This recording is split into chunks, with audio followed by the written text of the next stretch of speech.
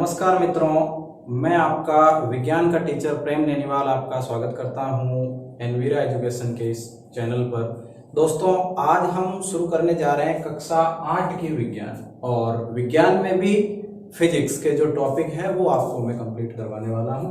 तो दोस्तों, आज हम शुरुआत कर रहे हैं आपके कक्षा 8 में जो अध्याय 11 है उसकी। अध्याय 11 की मैं बात करूंगा जो कि फिजिक्स का है, जैसे कि बल और दाब। इसमें हम मेन रूप से जानेंगे बल के बारे में और दाब के बारे में, यानी कि फोर्स एंड प्रेशर। तो दोस्तों, चलते हैं हम सबसे पहले बल की तरफ। आखिरकार बल क्या है? तो वैसे तो हम दैनिक जीवन में बहुत सारी घटनाएं देखते हैं जो इससे रिलेटेड होती है, जैसे कि प्रहार करना, जैसे कि चलना फिरना, उठना, जैसे कि दौड़ना, या फिर किसी वजन को उठाना, किसी गाड़ी को धक्का लगाना। वो सारी चीजें तब हो पाती है जब हम बल लगाते हैं। तो आखिरकार जो ये दैनिक जीवन में सारी क्रियाएं हम करते हैं, बल लगाते हैं, वो आखिरकार क्या होता है ये जानना हमारे लिए जरूरी है। वैसे तो आसान से शब्दों में ये कह दिया कि किसी वस्तु को धक्का लगाना या किसी वस्तु को खींचना, वो बल लगाना कहलाता है कि हमने बल लगाया है। किसी दीवार को भी अगर हमने धक्का लगाया, भले ही वो विस्थापित ना हुई हो, फिर भी हम कहेंगे कि वहां पे हमने बल लगाया है। लेकिन जब बल की परिभाषा की बात आती है तो गाड़ी यहाँ पे अटक जाती है कि परिभाषा आखिरकार कैसे दी जाए। तो दोस्तों, सबसे पहले यानी कि एक सटीक परिभाषा जो बल की होती है वो क्या होती है, तो मैं ये कहूंगा इसके लिए कि बल एक ऐसी भौतिक राशि है जो किसी वस्तु की स्थिति में परिवर्तन करती है। बल एक ऐसी भौतिक राशि है जो किसी वस्तु की स्थिति में परिवर्तन करती है। लेकिन दोस्तों, यहाँ पे ये जरूरी तो नहीं है कि वो परिवर्तन करती है।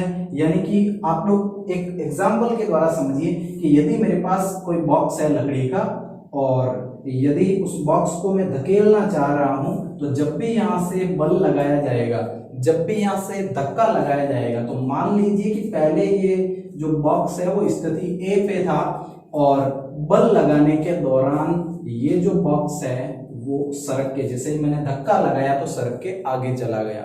यानी कि पहले जो इसकी स्थिति थी वो ए थी, लेकिन तुरंत बाद हमने देखा कि जैसे ही बल लगाया तो वस्तु की स्थिति जो है वो बी पे चली गई।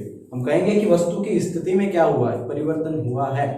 तो बल परिवर्तन करता है, लेकिन ये बात जरूरी भी नहीं है, उतनी ज्यादा जरूरी भी नहीं है।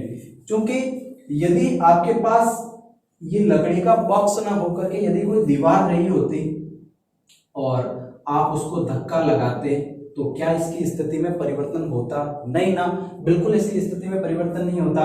फिर भी बल तो हमने लगाया ही है।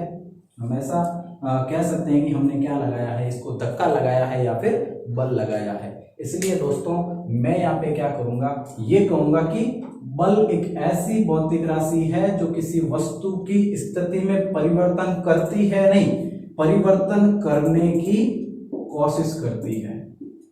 परिवर्तन करने की कोशिश करती है,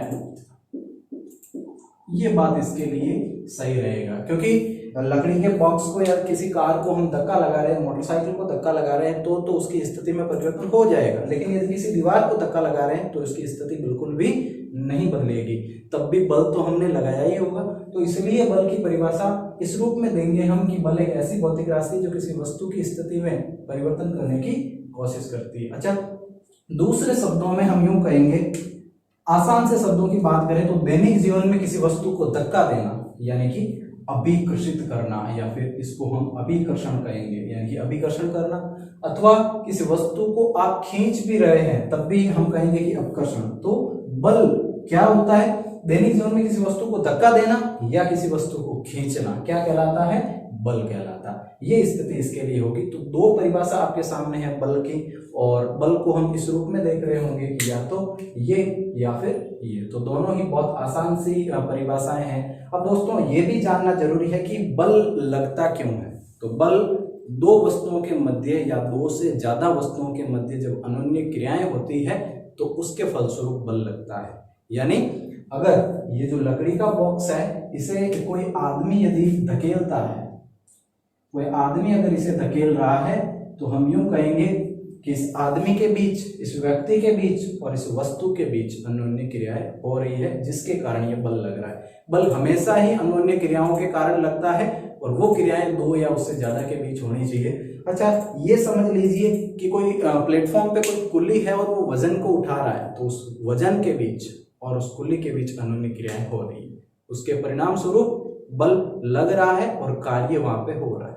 और यदि आप एक दूसरा एग्जांपल ले रहे हो, जैसे कि यदि कोई व्यक्ति कार को धक्का लगा रहा है, तो कार के मध्य, अच्छा कार वहां पे कर क्या रही है, कार ये कर रही है, वो अपनी गति का विरोध कर रही है। भले ही वो खड़ी है लेकिन वो अपनी गति का विरोध कर रही है। आदमी उसे इस तरीके से धक्का लगा रहा है, लेकिन ये जो कार के पहिए हैं इनके मध्य और सड़क के मध्य यहाँ पे घर्षण बल काम कर रहा है, और वही घर्षण बल इस आदमी को बल लगाने पर मजबूर कर रहा है। यानी कि वो जो घर्षण बल इसके बीच लग रहा है, जिसके कारण ये कार यहाँ पे ठहरी हुई है, इसमें वजन है, तो कार और आदमी के बीच जब भी अन्योन्य क्रियाएं होगी तो बल लगेगा। तो बल लगाना यहाँ पे जरूरी होगा, और उसके दौरान ये गाड़ी क्या करेगी, यहाँ से विस्थापित होगी या फिर यहाँ पे गति करेगी। तो बल हमेशा ही अन्योन्य क्रियाओं के कारण लगता है, चाहे कौन सा भी एग्जाम्पल लेके हम इसको समझें। तो दोस्तों, अब तक हमने दो चीजें जानी है कि बल क्या है, उसकी परिभाषा क्या है, और उसके बाद कि बल जो लगने का कारण है, बल क्यों लगता है, दो वस्तुओं के बीच अन्योन्य क्रियाओं के कारण बल लगता है। तो अब तक हमने ये जाना,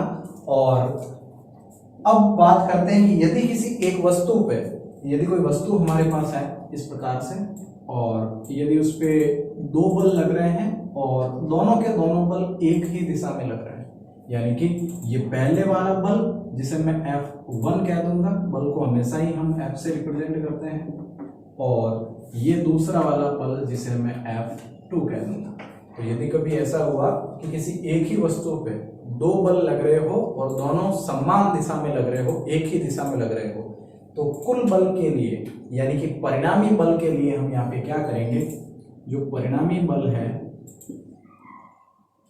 उसके लिए इन दोनों को जोड़ देंगे, यानी कि F जो होगा, F टोटल, वो F1 प्लस F2 के बराबर होगा। यानी कि जब भी एक ही दिशा में बल लग रहे होंगे तो उन दोनों का हम योग करके चलेंगे। तो ये पहली बात हो गई, जब दो बल समान दिशा में हो एक ही वस्तु पे, ये आपको ध्यान रखना है। और दूसरा इसका उल्टा, कि यदि एक ही वस्तु पर दो बल परस्पर विपरीत दिशा में लग रहे हो, तब हम क्या करेंगे।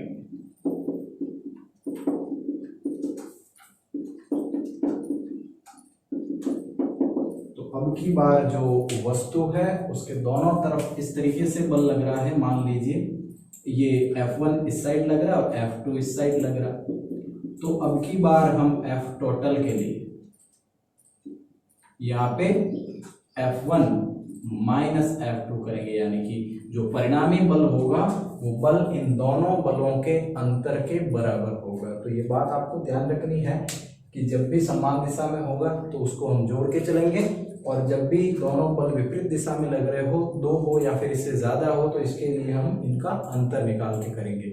और जो भी यहाँ पे कुल बल यानी कि F टोटल की जो मैं बात कर रहा हूँ वो आपके कुल मिला के यहाँ पे परिणामी बल के रूप में होगा। बल को हमेशा ही, बल का जो मापन है वो परिणामी बल के रूप में किया जाता है। अच्छा, दूसरी बात कि बल का जो मात्रक होता है वो होता है न्यूटन। ये कहानी सिर्फ आपको याद रखनी है, अब तक आगे हम पढ़ेंगे डिटेल से कि ये न्यूटन क्यों है। अच्छा, ये बल का मात्रक हो गया। अब बल के लिए इन दो नई चीजों के साथ कुछ और भी है हमारे पास, और वो ये है कि जब भी बल लगता है तो वो उसकी गति में परिवर्तन कर सकता है, वस्तु की जो गति होती है उसमें परिवर्तन कर सकता है। किस तरीके से परिवर्तन कर सकता है कि यदि कोई बल हमारे पास इस तरीके से लग रहा है, और मान लीजिए यहाँ पे मैं लिख दे रहा हूं, बल वस्तु की गति में परिवर्तन कर सकता है, गति में परिवर्तन कर सकता है। जैसे गति में परिवर्तन कैसे कर सकता है कि पहले नंबर पे यहाँ पे कि जो भी गति है वस्तु की, उस गति को वो तेज कर सकता है। यदि किसी वस्तु पे बल लगाया जा रहा है और उस बल के कारण वो विस्थापित हो रही है या फिर वो गति कर रही है, तो यदि कोई बल और उस पर लगाया जाए या ज़्यादा प्रबल बल लगाया जाए तो उस दौरान वो क्या करेगी, अपनी गति को तेज कर देगी। इसके अलावा वस्तु की गति को ये धीमा भी कर सकता है। यदि बल विपरीत दिशा में लगाया जा रहा है तो वस्तु की गति को धीमा कर सकता है। अच्छा, इसके अलावा ये क्या कर सकता है, वस्तु को विराम अवस्था में ला सकता है। विराम अवस्था में ला सकता है, जैसे कि कोई बैट्समैन जब भी बॉल को मारता है तो कैच करने वाला उस बॉल की गति को अपने द्वारा बल लगा करके उस बॉल को वो विराम अवस्था में लाने की कोशिश करता है, और बिल्कुल ऐसा होता भी है। तो बल ये सारी चीजें कर सकता है गति के लिए, कि गति को तेज कर सकता है, गति को धीमा कर सकता है, विराम अवस्था में ला सकता है, और इसके अलावा एक चीज और भी है कि वो गति की दिशा बदल सकता है। ये आपके लिए महत्वपूर्ण है, गति की दिशा बदल सकता है। अब जो कैच करने वाला है फील्डर, उसकी तो बात हमने कर ली है कि वो कैच पकड़ के बॉल की गति को रोक सकता है, बॉल को विराम अवस्था में ला सकता है। लेकिन जो बल्लेबाज है, जैसे ही बॉल उसकी ओर आती है, जैसे ही वो बैट से उसको मारता है, तो बॉल की जो दिशा है, गति की जो दिशा है, वो तुरंत ही जो है प्रभावित हो जाती है, परिवर्तित हो जाती है, ऐसा हम कह लेंगे कि वो बदल जाती है और वो पुनः जो है अपनी अलग दिशा पकड़ के तेजी से निकल जाती है। तो बल गति के लिए ये सारी चीजें कर सकता है, वो उसकी दिशा को भी बदल सकता है। अच्छा, एक और बात इसके लिए है कि यदि बल लगाया जा रहा है तो वो बल क्या करेगा, बल वस्तु की आकृति को बदल सकता है। बल वस्तु की आकृति में परिवर्तन करता है, ये भी आपके लिए महत्वपूर्ण है। जैसे कि आटा गूंथते समय, गूंथा हुआ आटा, और बार बार उसकी आकृति परिवर्तित होती है। जैसे कि अगर हम बात कर ले गुब्बारे की, तो गुब्बारे को अगर पिचका दिया जाए तो उसकी आकृति में परिवर्तन हो जाता है, और ये सब संभव हो पाता है केवल और केवल बल के कारण। यदि आप गुब्बारे पे बल लगा रहे हैं तो बिल्कुल उसकी आकृति वो पिचक जाएगा। तो ये सब चीजें बल के लिए होती है। यानी कि अब आपको याद क्या रखना है, यहाँ से ये याद रखना है कि दो समान जो बल है, जो समान प्रकार के बल है, या फिर वो एक ही दिशा में लग रहे हैं, तो क्या होगा, दोनों जुड़ जाएंगे परिणामी बल निकालने के लिए। और यदि वो विपरीत दिशा में लग रहे हैं तो दोनों एक दूसरे में से घट जाएंगे, जो बड़ा होगा उसमें से छोटे को हम घटा लेंगे, ठीक है। और उसके बाद बल के लिए हमारे पास क्या है कि वो उसकी गति को इस तरीके से परिवर्तित कर सकता है, और चौथा हमारे पास ये है कि वो उसकी आकृति को भी परिवर्तित कर सकता है। तो ये सब चीजें बल के लिए होती है। तो अब दोस्तों, बल के जो प्रकार है उसको लेकर हम चर्चा करना चाह रहे हैं। तो किस तरीके से जो बल है वो दोस्तों मेन रूप से अगर देखा जाए आपके सिलेबस के अकॉर्डिंग, तो वो दो प्रकार का है। एक तो आपको दे रखा है संपर्क बल, बहुत ही आसान है, और दूसरा इसका ऑपोजिट यानी कि हम कहेंगे असंपर्क बल। असंपर्क बल, संपर्क बल और असंपर्क बल। तो जैसे कि नाम से ही पता चल रहा है कि संपर्क बल क्या होता है और असंपर्क बल क्या होता है। तो इसमें मैं आपको बता दूं, संपर्क बल वो सभी प्रकार के बल है जिसमें हम उसको टच करते हुए धक्का लगाते हैं। जैसे कि वस्तु को स्पर्श करने के बाद हम जो बल लगाते हैं वो संपर्क बल होगा, और एक वो बल होगा जिसमें हम वस्तु को छू नहीं रहे हैं, दूर से ही बल लगा रहे हैं। तो ऐसा कैसे पॉसिबल होगा, वो तो कोई जादू के तरीके से तो होगा नहीं। तो संपर्क बल यानी कि हम जो धक्का लगाते हैं, हम जितना भी बल लगाते हैं, कोई जानवर है, बैलगाड़ी को खींच रहा है, तो वो सब प्रकार के बल जो संपर्क बल ही होते हैं। यानी मेन रूप से मैं एक ही नाम उसका लिखना चाह रहा हूं, वो है जैसे कि यहाँ पे पेशीय बल, पेशीय बल, और पेशीय से सीधा सा मतलब है मांसपेशियों को लेकर। तो वो सारे बल जो हम अपनी मांसपेशियों के द्वारा लगाते हैं, या फिर कोई वजन ढोने वाले पशु जो है वो अपनी मांसपेशियों के द्वारा लगाते हैं, वो तमाम प्रकार के जो बल हैं वो आपके पेशीय बल कहलाएंगे, मांसपेशियों के द्वारा लगाए जाने वाले। हम किसी वस्तु को उठा रहे हैं नीचे से ऊपर की तरफ, कोई कोई सामान को उठा रहा है तो अपनी मांसपेशियों के द्वारा वो बल लगा रहा है और वो बल एक प्रकार का संपर्क बल है। और दूसरा यदि कहा जाए तो जैसे कि बैलगाड़ी को बैल खींच रहा है अपनी मांसपेशियों के द्वारा, वो भी एक प्रकार का पेशीय बल है। और अगर मैं उदाहरण और आपके सामने लाने चाहूं तो जैसे कि आप लोग जानते ही हो कि जानवर के अलावा भी हमारे शरीर के अंदर बहुत सारी ऐसी क्रियाएं होती है जो पेशियों के द्वारा संभव है। जैसे कि हमारे शरीर में जो भोजन की गति है, भोजन की गति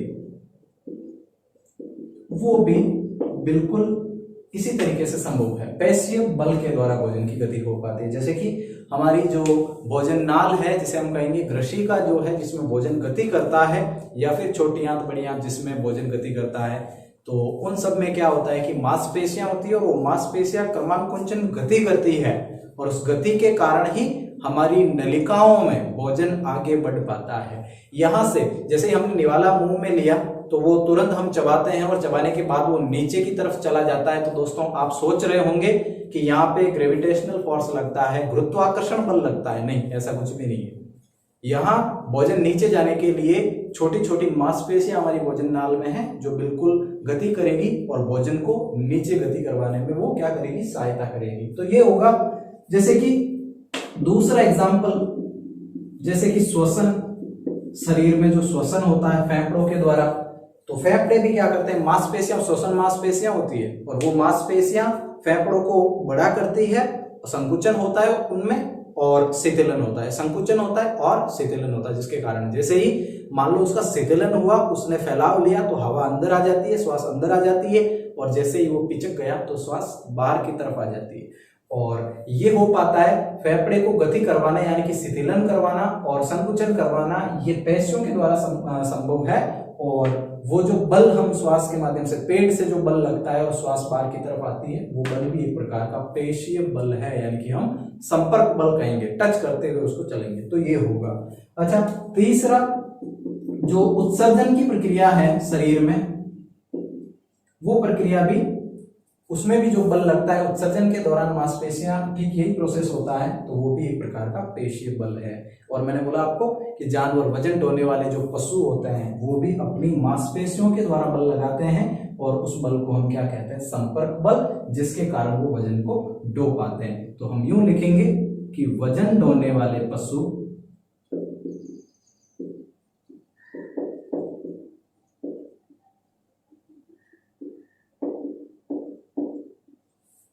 जानवर भी पेशीय बल का प्रयोग करते हैं, ये ध्यान रहे।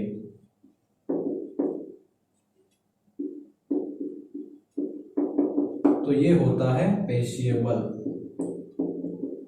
और दूसरा अब हमारे सामने है असंपर्क बल।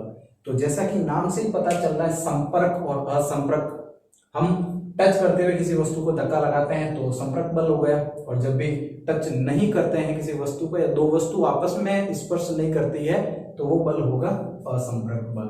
जैसे कि इसका जो पहला एग्जांपल हमारे पास है वो है विद्युत चुंबकीय बल।